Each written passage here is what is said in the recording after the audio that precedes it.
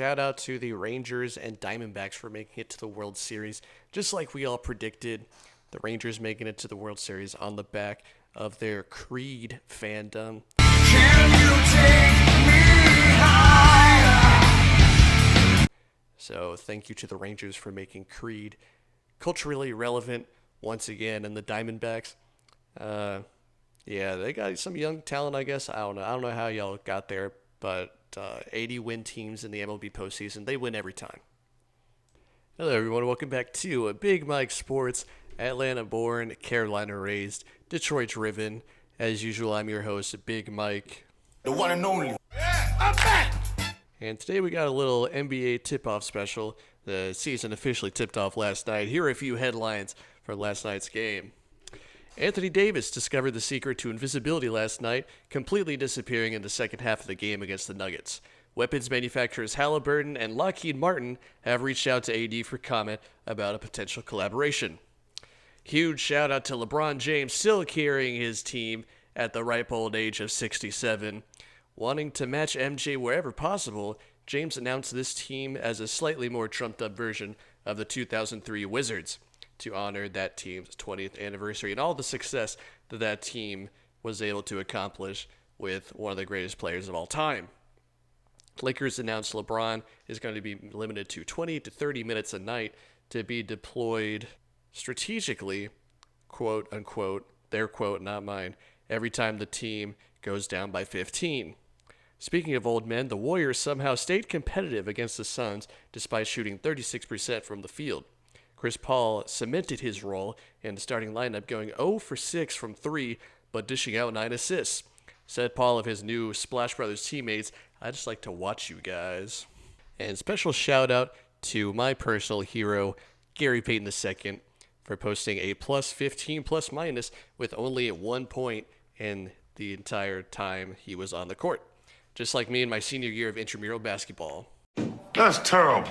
The Lakers were 5-point underdogs last night, and early in the first quarter, the Nuggets were kind of running away with the game a little bit, building up a pretty sizable lead. The Lakers were able to claw back a little bit later on in the game, keeping it close for a while, until the Nuggets eventually pulled away even more at the very end with a pretty big scoring run. Some of our people in the arena noticed that LeBron, the team only really did well when he was on the court. And whenever he was off the court, the team did not do very well. They would keep going down pretty big points and then throw LeBron back on the court to try and bring them back into the game. Our people in the arena also saying that LeBron looked pretty tired, looked kind of sluggish at times. He's an old man. He's played a lot of games. If you include the playoff games, I don't know this for a fact, but it seems like he would be way up there challenging Robert Parrish for most career games played if you include the playoffs. I know that Robert Parrish is the regular season leader for total games played. And then, of course, Vince Carter has had the longest career in NBA history at 22 seasons. LeBron's sitting there at 21 seasons right now, going to the finals like basically every year. It's got to have a toll on your body. I don't know exactly how much he's going to be able to do this season, exactly how many games he will be able to play in. But it'll be interesting to see, what he would be able to do at this age. Of course, he's a great player. His legacy is completely cemented.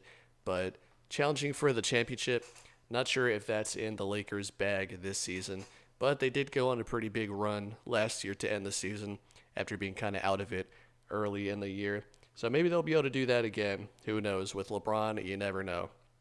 But Taurean Prince, the former Hawk, drafted by the Hawks, he's floated around some teams, being on the Nets for a little while, starting for them. He's starting for the Lakers right now. He went 6-8 from the field, 4 of 6 from 3, posting up 18 points. He was a guy who, just one of those weird guys who kind of show up on the stat sheet sometimes. He is reliable, certainly, when he wants to be. Pretty good defender, too.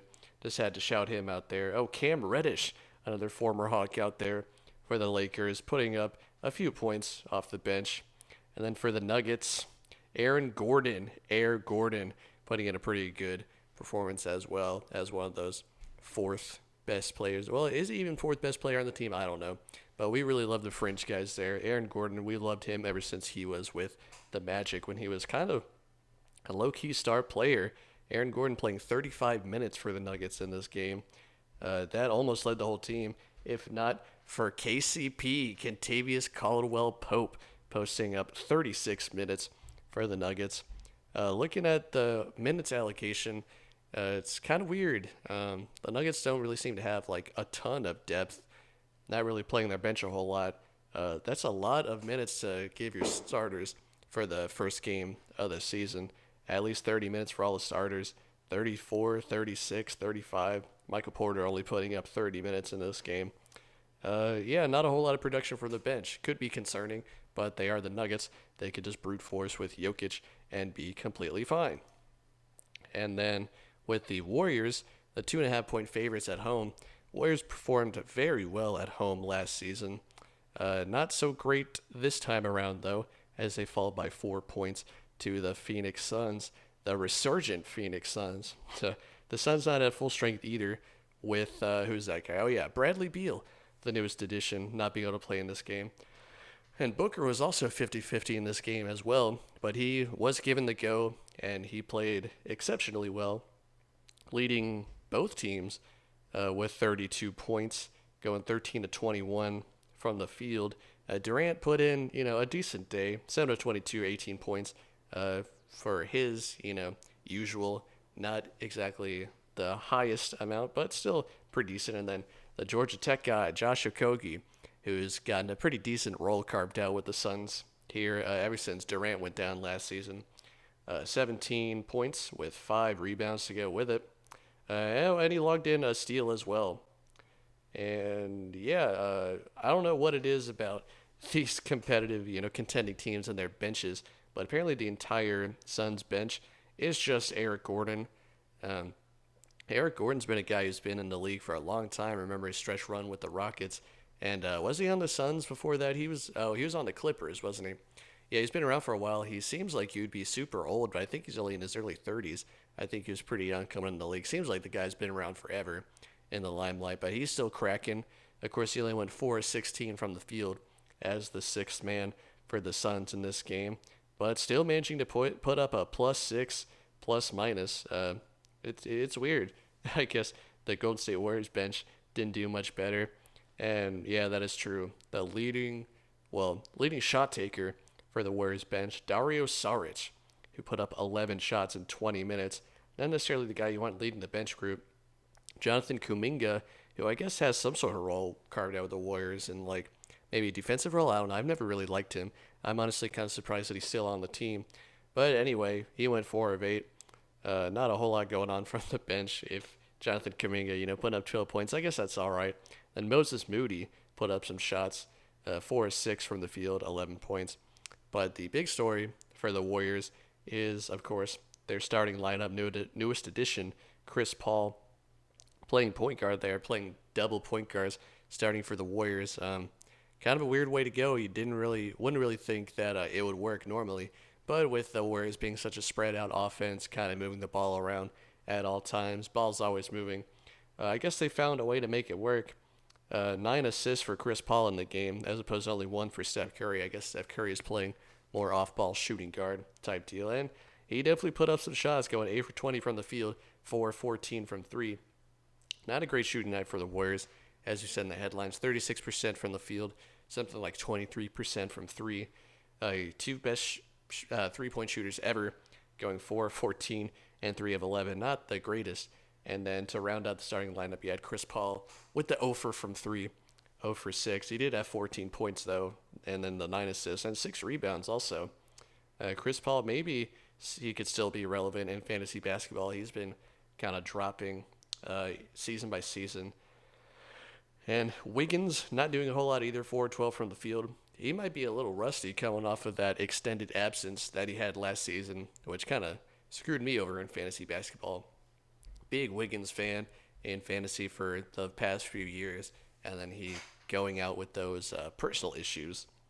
It might take him a little while to get back to, the right stuff and being the kind of impactful player he can be, because he could be, of course, nobody's going to be as much of a defensive stopper as Iguodala now that he's retired and off the team, but Wiggins still pretty good on defense as that kind of combo wing guard defender, and he can also put up some points as well.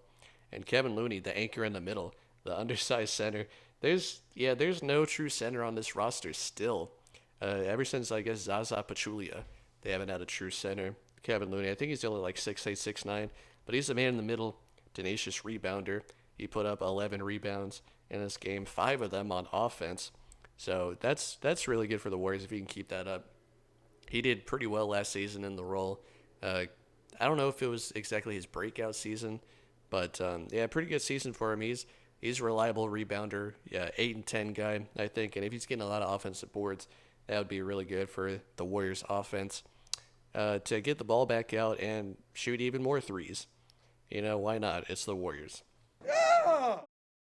And of course, our Atlanta Hawks coming up to North Carolina, Charlotte to be specific, to come and play the Hornets to kick off the season.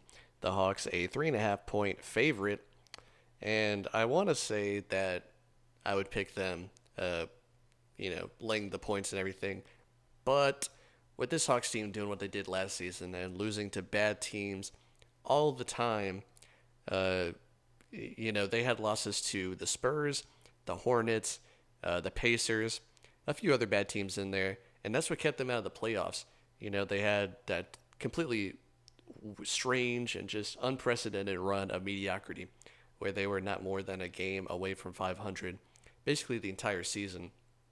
So, and all the trepidations that comes with, you want to say that the Hawks are going to be better this season. My win projection for them this year is between 44 and 48. At least an improvement off of last season. An improvement from last season is really going to be necessary, especially considering, Quinn Snyder has the whole offseason to really put it in his system. He was able to put together a few different things, a few minor things like kind of foundational things, such as shooting more threes, and utilizing some of the talent around like AJ Griffin and Sadiq Bey and stuff like that, because they got some 3-point shooters on this team. So I really like how it was going to end last season.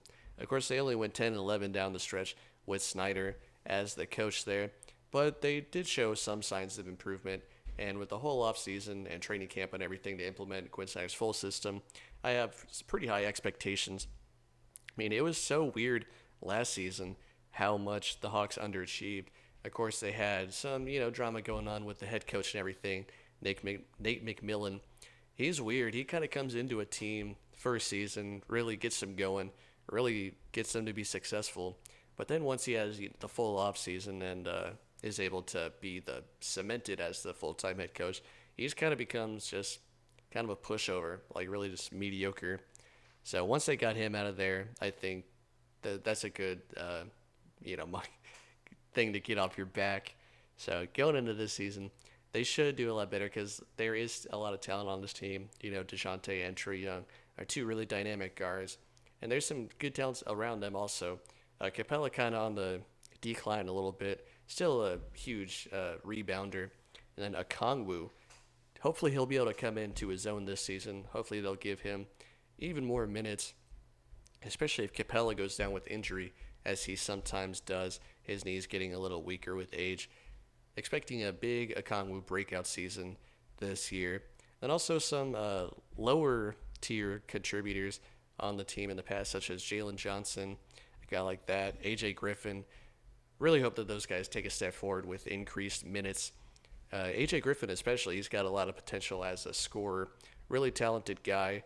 Got injured in college at Duke, I believe, and that's why he fell so far in the draft. I think he went down to the 20s. Anyway, really talented player, potential sixth man, really good sixth man. I don't want to say sixth man of the year, but that's just his potential. Jalen Johnson probably going to come off the bench, but he's another young player who's really exciting. Sadiq Bey most likely going to start for the Hawks at the 4. He needs to play better defense. He's a good stretch 4. He can score inside a little bit too. Maybe needs better rebounding. I don't know. I like him as a player. I've always been a fan of him ever since he was with the Pistons. But there are definitely some things that he needs to improve on. Check the statistics. Yeah, so it would be nice if the Hawks could win this one against a relatively easy team. I mean, no team's really easy to beat early in the season because most of the time they're at full strength. The Hornets will have LaMelo play and everything. You really want the Hawks to have a good showing here, but it's also entirely possible that the Hawks completely collapse. Especially at Charlotte, especially. Um, prime potential for a Hawks collapse. So kind of going in with like a kind of uneasy feeling, full of hope though, hoping they'll go in and win and show what kind of team they can be. The Hawks have had some really slow starts the past few seasons. Not really a team that gets off to a hot start. They mostly find their momentum later on in the season, but they could find a way to put together a few wins to start the season and really get some confidence. Trae Young comes out and shoots well. He has some cold streaks to start the season as well, especially last season. He was pretty bad at the start of last season, but with Quinn Snyder in there instead of Nate McMillan, hopefully they'll have, a little, hopefully they had a little bonding over the offseason. Of course, all the players really respect Quinn Snyder's IQ, basketball IQ, really his feel for the game. Really one of the most talented coaches that maybe there is in the whole NBA. I mean, he was out of the NBA for a season there, but when he was with Utah, he was one of the most respected coaches. I was really super glad that they were able to snag him during the season last season. He's a coach that I really respect. I really enjoyed those Utah Jazz teams where they just kind of shot the lights out from three. They were definitely one of those teams, Quinn Snyder, one of those coaches, along with Steve Kerr and the Warriors, who really sort of helped bring about the whole offensive revolution in today's NBA with the three-point shooting and the spacing and everything that makes it so difficult for defenders in the NBA. Everybody's saying that nobody plays defense in the NBA anymore. It's just really difficult to play defense in the NBA nowadays at a super high level because of how spread out the offenses are, how quick the offensive players are. It's actually made the NBA game a little more dangerous with all the very quick cutting and everything.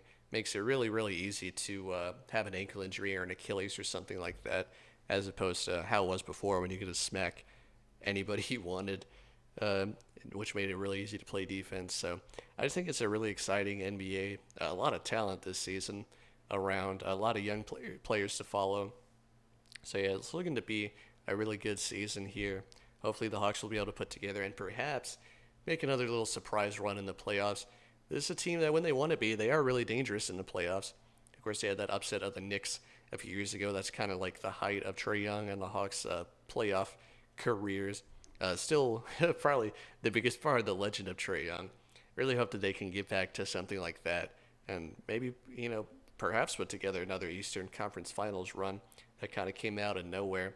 The Hawks are a team that can surprise you when you least expect it. So, yeah, definitely looking forward to seeing how they do this season. Looking at the rest of the NBA schedule for today as the full league tips off. Wizards, Pacers. Pacers 5-point favorites. I don't know who to pick in that game. I want to say Wizards. I think that these teams are a little more evenly matched than 5 points, but it's really difficult to bet the NBA spreads like that. Like this game is a little easier though. Celtics 4-point favorites. Total is a little lower at 223, but I like the Celtics in that one. I don't know if the Knicks are really a very competitive team anymore. I mean, they have some pieces, of course, like they always have, but Julius Randle might be coming down from his quote-unquote sort of superstar turn.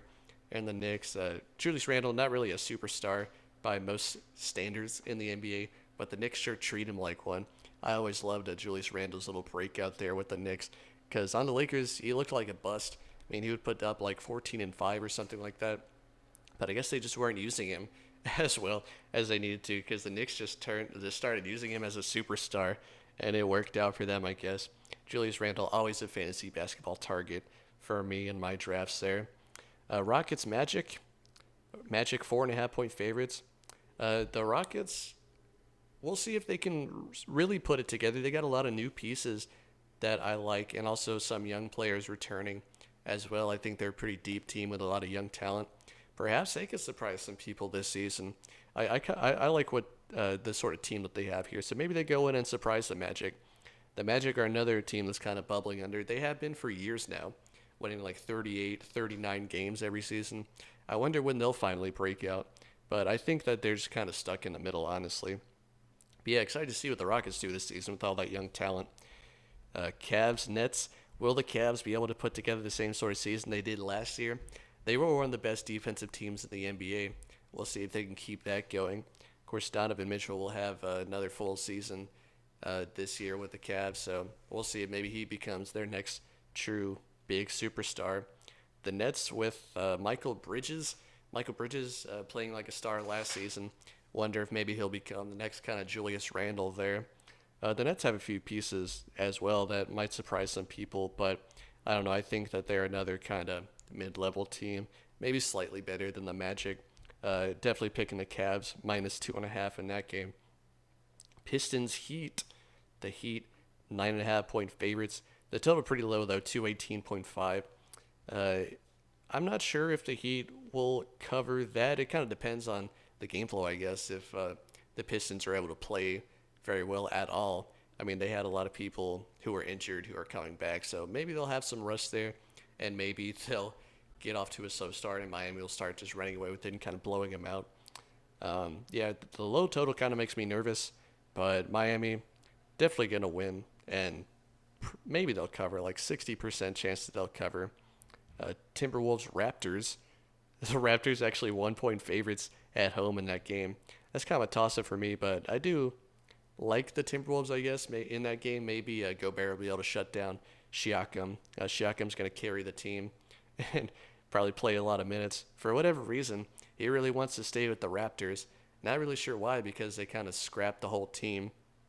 But they do have a couple talented players still after their big-time players like Van Vliet left. They still got Scotty Barnes, who was the Rookie of the Year a couple years ago. Really good player. Toronto's always been a scrappy team in the past, so maybe they'll be able to go on a little run and get maybe like an 8 seed in the East or something like that. Or, the play-in goes all the way down to 10, so yeah, Raptors could possibly surprise some people, but the Timberwolves, they could just have the antidote for what the Raptors are trying to do with them being so big up front. Then Thunder Bulls. Thunder actually underdogs in this game. Chicago favored by 2.5 points.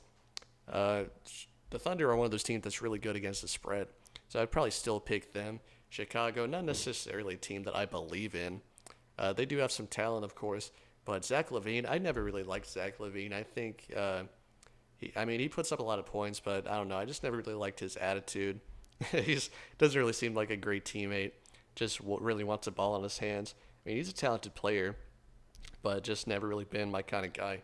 The Thunder, on the other hand, they play more of a team, like brand of basketball. Got young guys like Giddey and Shai Gilgeous, Alexander, SGA. So yeah, we like the Thunder in that one. And then Chet Holmgren's going to play again this season, also after missing all of last season with that injury. So yeah, I think that this might be the year that the Thunder put it together and perhaps make a little run in the playoffs. Pelicans, Grizzlies, who cares? It is a toss-up, though. The line is even. The Grizzlies are a really good defensive team. They kind of surprised me last season with how absolutely airtight their lineup was. So yeah, I'd pick the Grizzlies in this one. The Pelicans can have a pretty good high-end ceiling when they want to because they got some talent, but I don't know. Brandon Ingram never really seems to have a star turn. I mean, he's a good, solid player, but I don't know if he's the kind of guy who can help lead a team. Yeah, I don't know. Picking Grizzlies in that one, I think. Kings, Jazz. Kings having a pretty good turnaround last season. Actually made the playoffs and everything. They got a solid team. Herder. I don't know. That ginger guy from Maryland.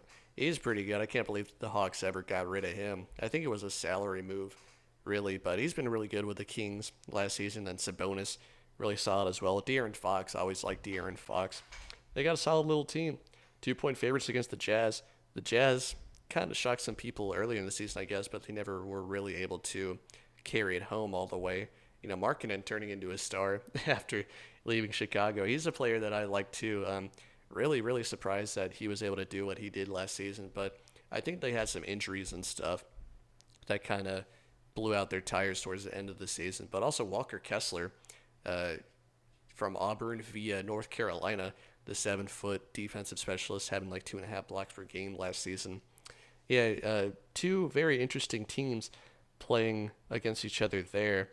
I don't really want to pick anybody in this game, honestly, but yeah, maybe I'll go with the Kings. But the Jazz, I think they do pretty well at home.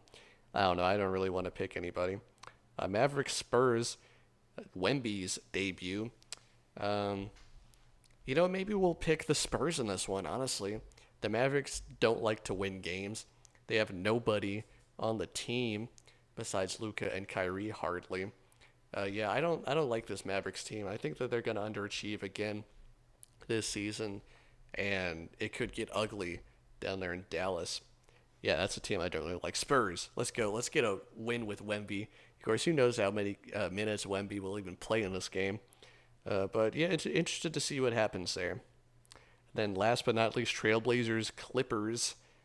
Clippers a 9-point favorite against the Blazers, who got rid of Damian Lillard for basically whatever they could get in that trade with the Bucks. But the Blazers, another one of those teams that might have a little bit of under the radar talent. Really like Shaden Sharp, Scoot Henderson, really dynamic guy who can get downhill quickly. And yeah, they got some decent, bench pieces like Brogdon and guys like that from the Celtics in that trade. So yeah, and the Clippers are another one of those teams that really, I don't know if it's just me thinking this, but they really seem to like kind of drop the ball sometimes. So yeah, I'll pick the Blazers in that one, +9. Yeah, maybe Kawhi will actually play a decent part of the season. Who knows? The poster child for load management. But yeah, that's kind of how the slate is looking for this tip-off night for the full NBA. Really excited to watch this season play out of the beautiful game. So yeah, we'll keep it posted and keep it locked. Big Mike Sports.